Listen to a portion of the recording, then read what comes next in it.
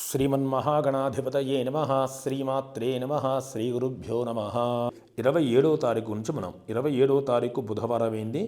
మార్గశిర మాసంలో ఇక నుంచి కృష్ణపక్షం ప్రారంభమవుతుంది. ఈ రోజు నుంచి అంటే 27వ తారీఖు నుంచి ఇప్పటివరకు శుక్లపక్షం పూర్తయి కృష్ణపక్షం ప్రారంభించి మళ్ళా కృష్ణపక్షంలో ప్రతిపత్తిథు అంటారు, అంటే పాడ్యమి తిథి ప్రవేశం.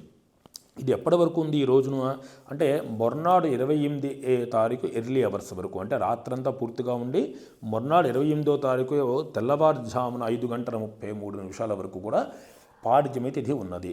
అలాగే నక్షత్రం కూడా ఆర్ద్ర నక్షత్రమైంది. ఇది ఈరోజు రాత్రి 11 గంటల వరకు ఉన్నది. తదుపరి పునర్వసు నక్షత్రం ప్రారంభమవుతున్నది. అలాగే ఈ రోజున అమృత ఘడియలు మధ్యాహ్నం 12:20 నుంచి 2 గంటల వరకు అమృత ఘడియలు ఉన్నాయి. అది చాలా యోగ్యమైన కాలము. అలాగే ఒక రాహుకాలం మధ్యాహ్నం 12 గంటల నుంచి 1:30 వరకు ఉన్నాయి. ఇక్కడ బాగా అర్థం చేసుకోవాల్సింది, కొన్ని సందర్భాల్లో అమృత ఘడియలు రాహుకాలము కలిసి వస్తూ ఉంటాయి. అమృత ఘడియలు 12 అని చెప్పారు, రాహుకాలము 12 చెప్పారు. ఏది యోగ్యంగా తీసుకోవాలి అనే సందేహం సాధారణంగా కలుగుతూ ఉంటుంది.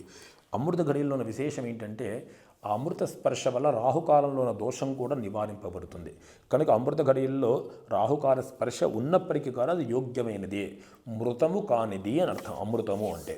కనుక ఏ కారణం చేతైనా సరే దోషం ఏర్పడినప్పటికీ కూడా ఆ దోష నివారణ చేసి ముందుకు నడిపించగల శక్తి ఈ కాలానికి ఉన్నది. కాబట్టి ఆ దుర్ముహూర్తం యొక్కది కానీ రాహుకాల స్పర్శ అయినప్పటికీ కూడా దాన్ని లెక్క చేయని అవసరం లేదు. ఇది చాలా యోగ్యమైన కాలము.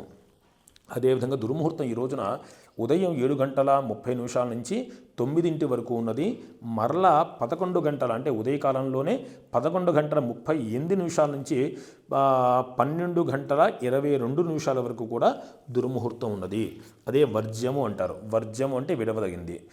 కనుక మొదటి నుంచి మనం వర్జ్యము దుర్ముహూర్తాలను చెప్పుకుంటూ వస్తున్నాము. బాగా గుర్తు ఏంటంటే దుర్ముహూర్తము వారము వల్ల కలుగుతుంది. ఇప్పుడు బుధవారము దుర్ముహూర్తం ఒకటే సమయంలో ఉంటుంది, మారదు. కానీ వర్జ్యము నక్షత్రం వల్ల కలుగుతుంది.